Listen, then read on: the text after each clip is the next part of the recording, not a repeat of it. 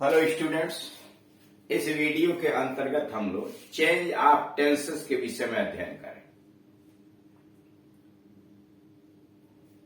Tenses में आपस में कैसे परिवर्तन किया जाता है। आप जानते हैं कि टेंस 3 तरह के होते हैं, प्रेजेंट, पास्ट और फ्यूचर,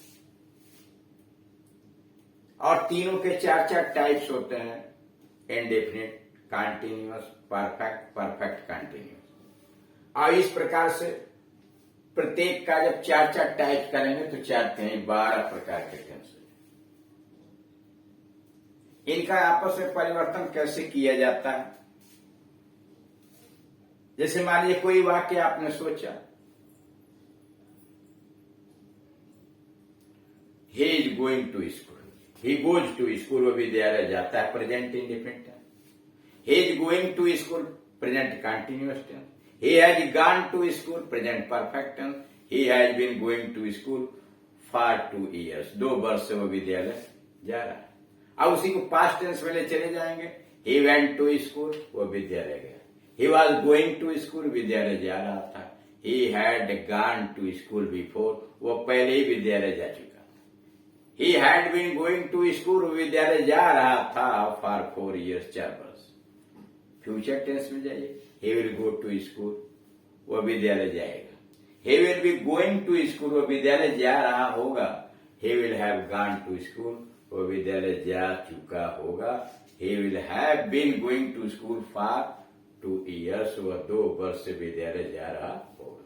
ये रहा, यानी इसमें देखते हैं कि टेंस का मतलब है कि क्रिया का रूप, यानी जब दूसरी टेंस में आपको जाएंगे तो कर्ता के अनुसार singular, plural, person, first, second, third के अनुसार आप क्रिया का कौन सा रूप लगाएंगे।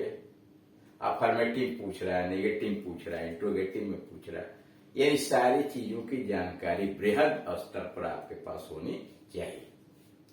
यानी किसी भी टेंस का अफर्मेटिव सेंटेंस कैसे बनाते हैं, यानी singular number, third person, first, second, third, कर्ताओं के साथ क्रिया का कौन सा रूप लगता है, नेगेटिव कैसे बनाते हैं, उस टेंस में इंट्रोगेटिव कैसे बनता है, इसकी पूरी जानकारी होनी चाहिए।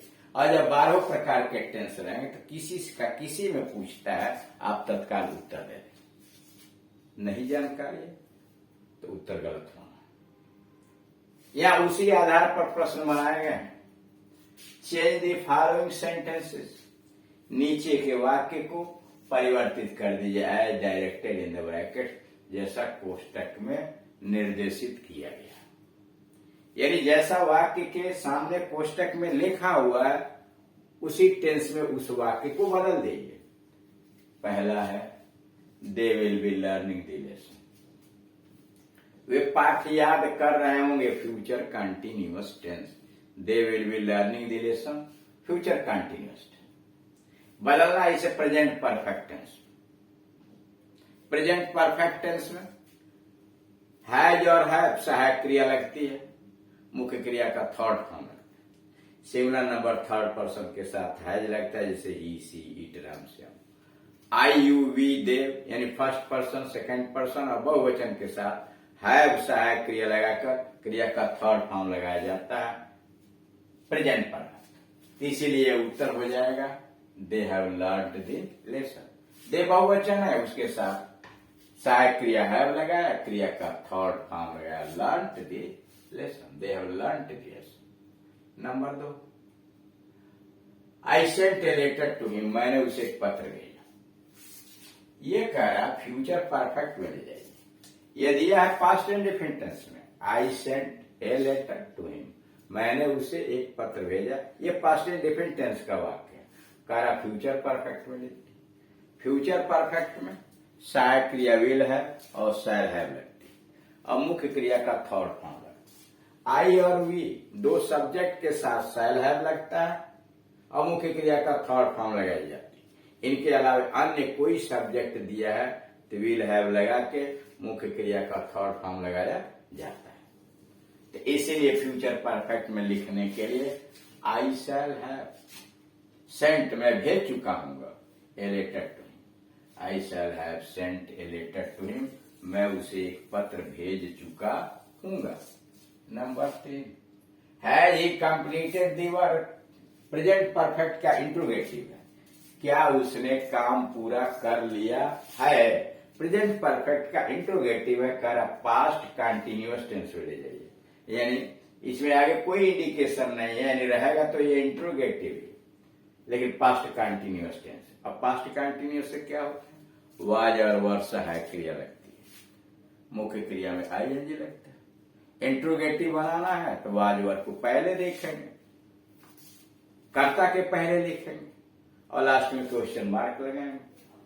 तो अब has he completed the work, आप यहां वाज लिखेंगे, वाज ही, और मुख्य क्रिया में आईएनजी, फर्स्ट फॉर्म में आईएनजी लगाएंगे, तो was he completing the work, क्या वह कार्य पूरा कर रहा था, was he completing the work. Number 4, the teacher will punish the boys tomorrow, अध्यापक लड़कों को कल सजा देंगे। The teacher will punish the boys tomorrow, अध्यापक लड़कों को कल सजा देंगे। पास्ट इंडिफिनिट टेंस नेगेटिव, तो the teacher did not punish. Past indefinite tense का नेगेटिव बनाने के लिए किसी भी कर्ता के साथ डिड नॉट सहायक क्रिया लगाकर मुख्य क्रिया का फर्स्ट फॉर्म लगा दिया जाता है, इसलिए did not. The teacher did not punish the boys yesterday, तुम्हारी वजह पर स्टडे डाल देंगे, the teacher did not punish the boys yesterday. Number 5, she has been living in this village since 2010, वह 2010 से इस विद्यालय में रह रही है, इस गांव में रह रही है। She has been living in this village since 2010, वह 2010 से इस गांव में रह रही है। Past perfect continuous tense interrogative, तो पास्ट परफेक्ट कंटिन्यूअस टेंस में हैड बीन सहायक क्रिया लगा दिया, she had been living in this village since 2010, वह 2010 से इस विद्यालय में रह रही थी। Number 6, the boy did not make a noise in the class, यह कह रहा है प्रेजेंट परफेक्ट कंटिन्यूअस टेंस में ले जाइए। तो प्रेजेंट परफेक्ट कंटिन्यूअस टेंस का वाक्य बनाने के लिए सिंगुलर नंबर थर्ड पर्सन के साथ हैज बीन लगाइए, मुख्य क्रिया में आईएनजी जोड़िए। लेकिन यहाँ बहुवचन का करता है दी बॉयज है, तो इसलिए the boys have been making a noise in the class for some time। अब चूंकि सेंटेंस ये नेगेटिव है तो वहां भी नेगेटिव ही आपको बनाना पड़ेगा। The boys have not, the boys have not, negative में have not been making a noise in the class